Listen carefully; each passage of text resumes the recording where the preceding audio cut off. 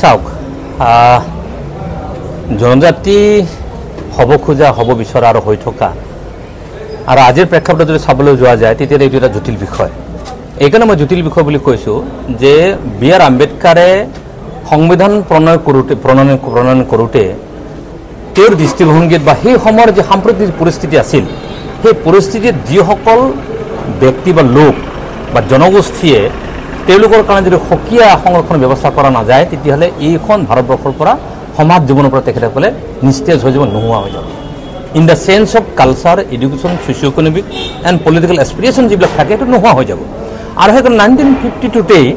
গোটেই অসমত আজি 14টাকৈ জনগোষ্ঠীয়ে ৰাভা, বড়ো, মিচিং, কাৰ্বিকে আদি কৰি গোটেইবিলাক ক্ষেত্ৰত চিডিউল কৰি থৈ গ'ল গোটেইবিলাক ক্ষেত্ৰত। গতিকে সেইটো বা জন্মসূত্ৰে বা সাংবিধানিকভাৱে সেই অৱস্থা পালে আৰু সেইটো আজিও সেই বছৰ আছে। আৰু ভাৰতবৰ্ষত স্বাধীন হোৱা আজি 78 বছৰ হৈ গ'ল। 78 বছৰ হৈ যোৱাৰ পিছতো আজিও জনজাতি মানুহসকলে ক'ব পৰা নাই যে আমি সামগ্ৰিকভাৱে আমি উন্নতিৰ পথত আমি আগবাঢ়িছোঁ। সেইকাৰণে আজি নতুন নতুন দাবী, নতুন নতুন অট'নমাছ কাউন্সিলৰ কনচেপ্ট বা শিক্ষুল অট'নমিকে আদি কৰি দেধাৰক এই সমস্যাবিলাকৰ সংক্ৰান্তত আজি সংগ্ৰাম অব্যাহত আছে। এতিয়া তাৰ লগে লগে সমান্তৰালভাৱে আজি দেশত 6 জনগোষ্ঠী আকৌ ST হোৱাৰ সংক্ৰান্তত আকৌ এটা ডিমাণ্ড উত্থাপন হৈছে। এইটো আজিৰ নহয়, আজি প্ৰায় 2টা দশক ধৰি এই দাবীটো অসমৰ আকাশ বতাহত উত্তাল হৈ আছে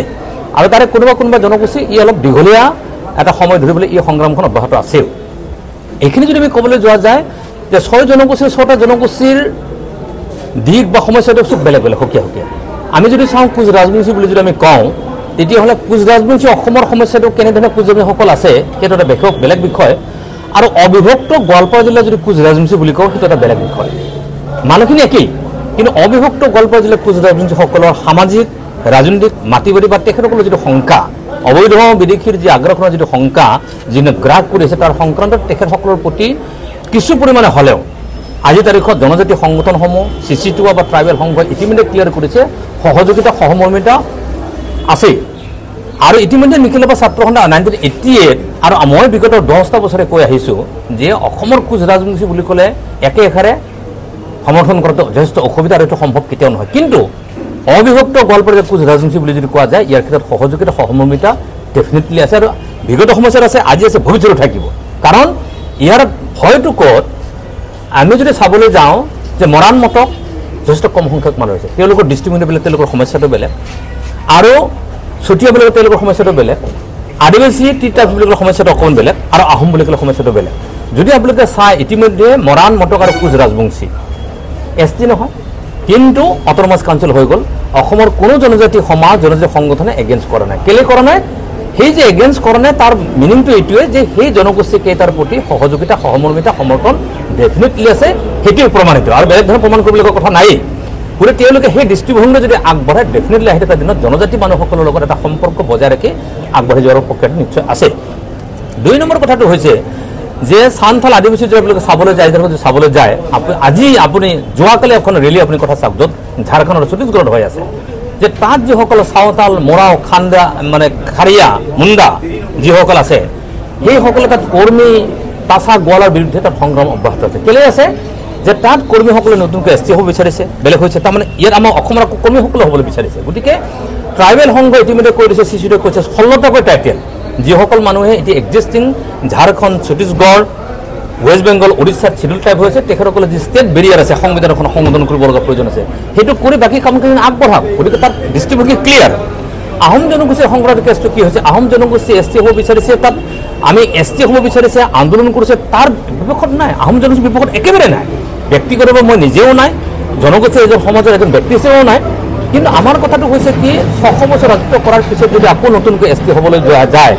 তেতিয়াহ'লে কিমান সমীচীন হ'ব, কিমান অসমীচীন হ'ব সেইটো অসমীয়া ৰাইজে নিশ্চয় বিচাৰ কৰিব। কিন্তু আমাৰ দৃষ্টিভংগী এনেকুৱা হৈছে যে এই ঘটনাবিলাক কিয় ঘটি আছে, এই ঘটনাবিলাক ঘটি থকাৰ মূল কাৰণটো হৈছে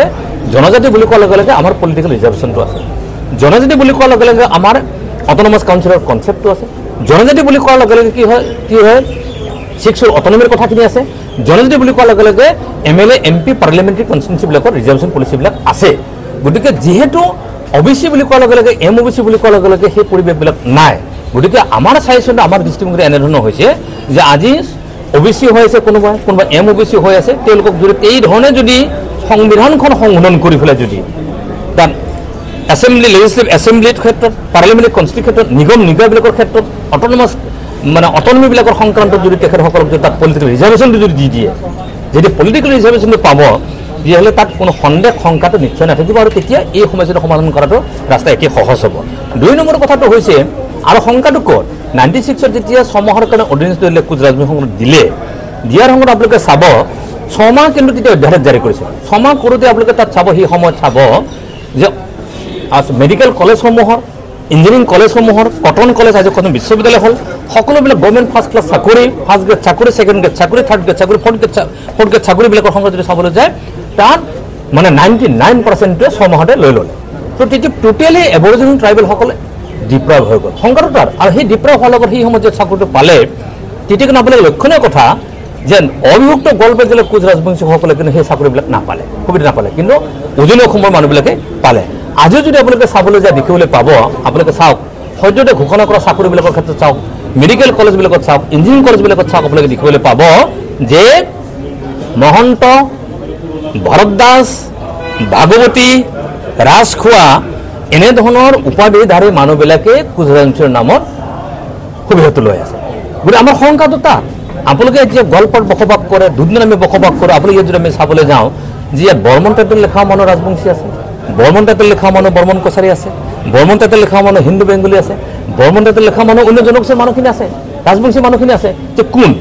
কেনেকৈ আইডেণ্টিফাইড আমি কাৰোবাৰখিনি কৰিম এতিয়া দাস টাইটেল আমি যদি লিখোঁ দাস টাইটেল কলিতা মানুহো আছে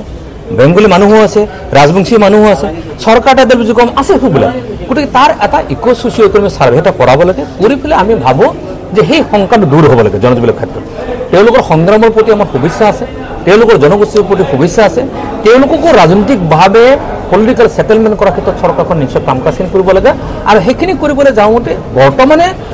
যি সুবিধা ভোগী থকা যিসকল জনজাতি ৰাইজ আছে সেই জনজাতিসকলৰ আস্থাৰ বিশ্বাসত ৰাখি যদি কাম কাজখিনি কৰে মই ভাবোঁ এই সমস্যাৰ সমাধান ডেফিনেটলি হ'ব নহ'লে কোনো প্ৰশ্নই থাকিব নোৱাৰে আৰু সেইখিনি কৰিবলৈ যাওঁতে মই ভাবোঁ সৰলতাকৈ যি টাইটেলৰ যি আদিবাসী আৰু টি টাইপছ আছে সেই সংক্ৰান্তত মৰাণ নাটকৰ সংক্ৰান্তত আৰু অবিভক্ত গোৱালপাৰা জিলাৰ কোচ ৰাজবংশী সংক্ৰান্ত ক্ষেত্ৰত এটা গভৰ্ণমেণ্টে এটা সুদূৰ প্ৰসাৰী সিদ্ধান্ত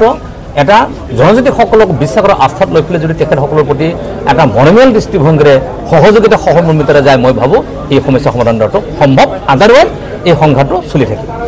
আন্দোলন খুব গণতান্ত্ৰিকভাৱে ব্যৱস্থাখিনি হৈছে আৰু আমাৰ আন্দোলনটোত বা আৰচি কৰা আন্দোলনটোত সব জাতি জনগোষ্ঠী ধুনীয়াকৈ কাৰোবাৰখিনি কৰি আছে কোনো অসুবিধা নাথাকে আৰু কোনোবাই ক'ব পাৰে এই মুহূৰ্তত মানে